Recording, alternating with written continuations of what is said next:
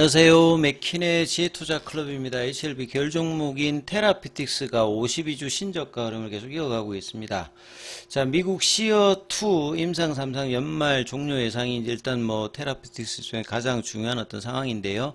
계열 종목인 생명과학 제약 테라피틱스 글로벌 차트론까지 한번 살펴보도록 하겠습니다.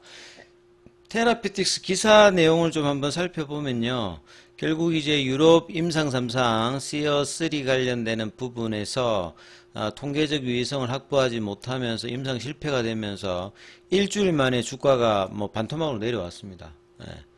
그래서 자회사인 리젠트리가 이제 개발하고 있는 NK 치료제의 임상 3상이 통계적 유의성 확보하지 못하면서 실패하면서 테라피틱스 주가가 일주일 내내 지금 하락을 하고 있는 상황입니다.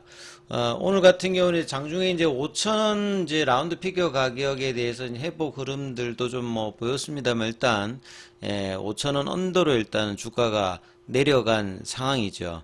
그래서 24일 날 한가 이후에 지금 5,000원은 장기 월봉상의 바닥 가격이 이제 이 부분이고, 이전에도 중기 라인에서 지지선을 만들었던 어떤 가격대이기 때문에 여기에서 갭단 양봉이 나오느냐 아니냐가 일단 가장 좀 중요하다라고 차트상에 말씀을 드렸습니다만, 거래량은 이제 터지고 난 다음에 음봉으로 계속 이제 이틀 진행되면서 지지 흐름의 구간에서 양봉은 아직 나오지 않은 상황이다, 기술적으로도. 그래서 내용을 좀 보면 24일 공식 블로그로 이 알제니 요구 관련되는 부분이 1차 평가 지표인 탑라인 지표가 통계적 유의성을 확보하지 못했고, 보통 이제 그 테라피틱스가 직접적으로 임상을 진행하는 게 아니라 대부분 이제 CRO에다 맡기죠. 그러니까 CO 1부터 그 당시에도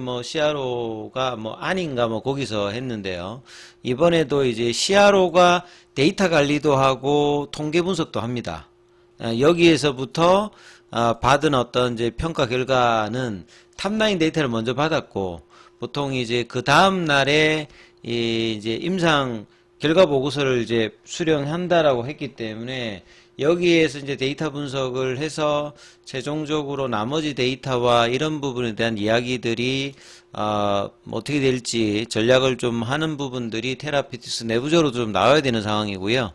알지언 259의 투약군에서 다수의 완치 환자가 확인되었음에도 불구하고, 그러니까 위약군은 그냥 저만제 형태로 그냥 치료 효과가 없는, 근데 이제 이런 안구질환에서는 저만제만 넣어도 자연 치유되는 어떤 흐름들이 평균적으로 좀 나타나는 부분들이 분명히 있음에도 불구하고 이 플라시보 효과로, 그러니까 이제 실험 투약군과 위약군의 차이가 많이 벌어져야 통계적 위성이 생기거든요. 아니면 이제 이런 이제 그 모수 자체를 많이 늘려버리면 통계적 위성이 확보되는데, 시어 1이 이제 20명 안쪽으로 진행되었고, 이번에 이제 시어2나 시어3 같은 경우는 70명 이상, 그러니까 처음에 할 때보다는 3배, 4배 많이 했기 때문에 통계적 유의성 관련되는 부분이 기대감이 분명히 이제 있는 상황에 이제 임상 3상이었다라고 보시면 되겠습니다. 그래서 CRO의 공식 보고서, 근데 전체 데이터가 있는 부분들을 수령을 했고, 이 전체 임상 데이터에 대한 모든 평가 변수, 그러니까 1차 변수하고 2차 변수가 여러 가지가 있거든요.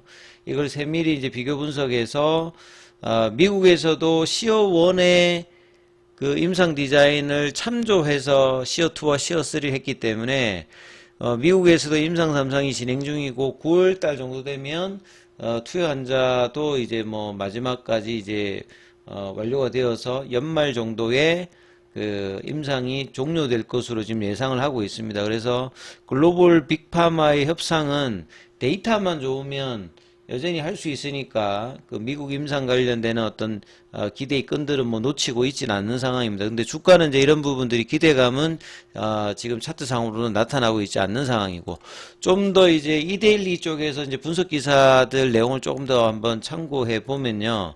CRO로부터 톱라인 데이터를 받았고 2주 이내에 세부 데이터 분석이 났을 것이다. 그러면 결국 이제 다음 주, 그 다음 주는 다음 주, 그 다음 주는 이제 리보세라는 입장에서도 FDA 타이베이 미팅에 그랜티드한 이제 레터가 오는지 여부 좀 중요하고, 그 다음에 이제 테라피틱스 입장에서도 세부 데이터를 분석해서 이제 시어2가 진행되고 있는 미국 임상 관련된 어떤 기대감을 어떻게 이제 전략적으로 만들지, 이 부분도 이제 2주 이내에 결과 분석을 하면 뭐 테라피틱스 입장에서 어떤 이야기를 할지도 상당히 중요하고, 전체 이제 사실 데이터 값이 어떻게 됐는지도 공개가 된다라고 하면 이 부분에 대해서 이제 원인 분석이 좀 더 뭐 될 수 있다 이렇게 봐야 되겠죠. 일단 불확실성 해소하는 것이 일단 가장 중요하기 때문에요. 투약군에서 다수의 완치 환자가 확인됐지만 앞서 기사와 마찬가지로 플라시보 효과로 그러니까 임상 디자인의 뭐 문제라고 봐야 됩니다. 예, 임상 디자인은 어떤 환자들을 뭐 데리고 오느냐, 그 다음에 이제 플라시보 효과가 나타났던 부분이 이제 중간에 이제 관리 관련되는 부분에 영향을 주었던지, 이런 부분들의 원인 결과 분석이 이제 일단 중요하겠죠. 그리고 이제 테라피틱스의, 그러니까 HLB 쪽으로 들어오기 전에 이제 지트르비인트일 때 이 RGN 요구 관련되는 티모신 베타 4를 가지고 그 안구건조증하고 신경외성 각막염 두 가지로 이제 개발하던 부분이거든요. 근데 주력은 이제 그 당시 안구건조증이었고, 어라이즈 1, 2, 3로 임상 3상을 3번 했는데 그 당시도 이제 통계적 유의성을 확보하지 못한 상태였습니다. 그래서 뭐 이런 상태에서 이제 그 신경외성 각막염으로 약물 재창출을 했다기보다는 이제 주력을 이제 바꾼 거죠. 이제 또 한 번 이제 임상 3상을 안구건조증에서 어라이즈 4를 하면서 이 시도를 할 줄 알았는데, 신경외성 각막염 관련되는 부분에 3상 관련되는 부분을 주력을 하면서 안구건조증 관련되는 부분들은 좀 전략적으로 놔둔 뭐 이런 상황이죠. 약물 재창출이라고 하는 말은 다른 적응증에 있는 부분에 이미 허가된 약물을 이제 그 새로운 어떤 이제 질환에다가 쓰는 걸 이제 약물 드럭 리포지션이라고 하는데요. 코로나 때 이제 이런 부분들을 많이 했던 부분이죠. 그래서 약물 재창출하고는 조금 뭐 차이가 있다라고 봐야 되겠죠. 그래서 어라이즈 4는 이제 NK가 되면은 이제 진행하겠다고 보류한 상황이거든요. 그러니까 전략적인 어떤 이제 그 임상의 어떤 부분에 그 초이스를 이제 좀 다르게 했다라고 봐야 되겠죠. 그리고 이제 시어2와 시어3 포함해서 총 3번 했다. 그러니까 NK, 그러니까 안구질환은 여러 번 합니다. 요거는 뭐 유럽도 그렇고 미국도 그렇고, 안구질환은 여러 번 하는 이유 자체가 계속 말씀드립니다만, 환자 자체가 느끼는 주관적인 어떤 그 상태와 그 다음에 이제 연구진들이 보는 객관적인 어떤 정상 관련되는 부분이 어떻게 됐는지, 이 두 가지가 주관적 객관적인 부분들이 같이 이제 만족해야지만 뭐 되기 때문에 임상을 여러 번 뭐 한다, 이게 이제 권고 사항이기 때문에 뭐 그렇게 보시면 될 것 같고요. 그래서 여기는 이제 P값이 나오거든요. 시어 1 요것도 이제 임상 3상인데, 여기서는 이제 4주차의 P값이 0.04, 0.04라면 0.05 이내면 통계적 위성 확보하는 거거든요. 근데 여기는 이제 모수가 좀 작죠. 뭐 16명인가 뭐 18명이 되니까. 4주차까지는 통계적 위성 확보를 했습니다. 그 시어 1에서는. 근데 6주차까지 가게 되면 그 0.18로 그 떨어지면서 이제 통계적 위성을 그 확보를 한 상태였거든요. 그래서 이제 시장의 어떤 주목을 받았기 때문에 시어 2와 3을 모수를 늘려나가면 충분히 뭐 되겠다. 근데 이제 모집 환자 수가 당초 이제 46명 모집하려고 했는데 18명밖에 안 되기 때문에 요 모수 자체가 너무 작지 않습니까? 그래서 이 부분들을 늘려서 이제 재무적으로도 HLB 쪽에 들어오면서 이제 자금들 확보하면서 시어2와 시어3를 동시에 이제 뭐 진행하는 형태로 뭐 했던 부분이겠죠. 미국 같은 경우에도 통상 3회 정도, 많게는 뭐 4번까지도 뭐 해야 되고 뭐 이런 상황입니다. 그래서 시어2가 진행되고 있기 때문에 70명의 환자의 한 절반 정도를 채웠다. 그럼 한 35명 정도라고 볼 수 있잖아요. 그러니까 이걸 채우기 위해서 뭐 유럽 관련되는 부분들까지도 뭐 포함하면서 미국 임상 뭐 이야기가 있었는데 이 부분들도 좀 확인을 해야 될 거고요. 그래서 9월 정도면 하반기에 환자 모집을 마칠 것이라고 하는데 이 부분도 이제 언제 마지막 환자가 투여가 되었다. 그러니까 유럽 임상에서 1월달, 2월달, 3월달에 기사 내용이 미국에서도 하반기 언제쯤에 이제 환자 모집이 끝나는지, 그 다음에 끝나고 나면 투여 이후에 이제 탑라인 관련되는 부분이 동일하게 이제 진행되니까 그 과정을 이제 체크를 해야 됩니다. 그래서 동일한 디자인으로 설계가 됐지만 별개 임상이기 때문에 시어3 결과와 무관하게 미국 임상은 끝까지 진행한다. 디자인은 동일합니다. 뭐 어떻게 이제 하는지 탑라인 데이터도 뭐 비슷하게 돼 있는데 어떤 이제 대상자를 선정해서 사람마다 다 이제 다르기 때문에 이제 삼상의 어떤 데이터는 어떻게 나올지 이 부분은 또 이제 지켜봐야 되기 때문에 유럽에서의 시어3 임상은 반복적인 현황 검정을 위한 목적으로 진행된 부차적인 임상이다. 뭐 이렇게 이제 회사가 설명하고 있는데 좀 더 이제 부분들은 2주 있다가 나오는 어떤 데이터 발표와 더불어서 좀 해야 되겠죠.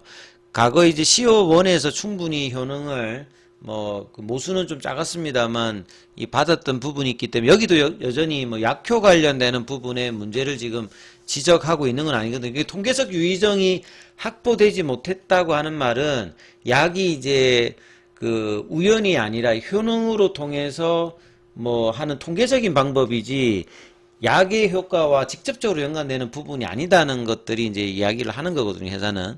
그러니까 이제 남아있는 미국 임상에 관련되는 뭐 기대는 전략적으로 회사가 하고 있다. 그리고 이외 과정은 좀 더 이제 세부적으로 나와야 되는 부분이 분명히 있겠죠. 차트 흐름을 보시게 되면 테라피틱스는 차트상으로 보면 이 5,000원대가 올해도 그렇고 작년에도 그렇고 빠졌을 때의 대량 거래를 동반하면서 갭다운 양봉을 만들었던 구간인데 이번에는 거래는 이제 어제 1,000만 주 넘게 터졌습니다만 음봉이었고 이 음봉의 시가 라인 뭐 한 5,500원대를 제끼는 이제 양봉이 나와야 이제 저점 인식하는 어떤 부분에 수급이 들어오는 건데 아직까지는 오늘도 음봉으로 진행하면서 밑꼬리는 좀 나왔습니다만 이걸 제압하는 흐름이 5,000원대에서 나오는지 여부가 일주일 정도는 체크해야 됩니다. 그래서 뭐 내일 금요일하고 다음 주까지 이 흐름들이 나오느냐, 그리고 이제 2주 안에 테라피틱스든 HLB든 관련된 불확실성을 해소하는 어떤 이제 모멘텀이 일단 있는 상태니까 가격 조정과 기간 조정을 뭐 다음 주 그다음 주까지 하면서 바닥 모색을 하는지 이 부분들을 5,000원에서 많이 멀어져 버리면 안 되겠죠. 그리고 이제 월봉상으로 보게 되면 구간상으로는 이 80% 90%짜리 까지 본다라고 하면 2023년도 10월 달에 2,700원대도 있기 때문에 80%짜리 여기서 바닥을 찍느냐, 아니면 이제 뭐 이 3,000원 언더에서 90%짜리까지 만들면서 하느냐, 가격 조정은 뭐 여기까지 나올지, 아니면 기간 조정으로 5,000원대에서 많이 멀어지지 않는 상태에서 플랫형 조정을 보일지, 이 흐름들을 결정하는 게 뭐 한 5일 이내, 뭐 길게 보면 2주 안의 흐름에서 양봉이 만들어지는 여부로 일단 기술적으로는 좀 판단할 수 있으니까 그 투자자분들은 이 부분들을 좀 확인하면서 수급 개선이 좀 나타나는 여부를 좀 체크해야 된다, 이렇게 말씀드리겠습니다. 참조하시기 바라겠습니다.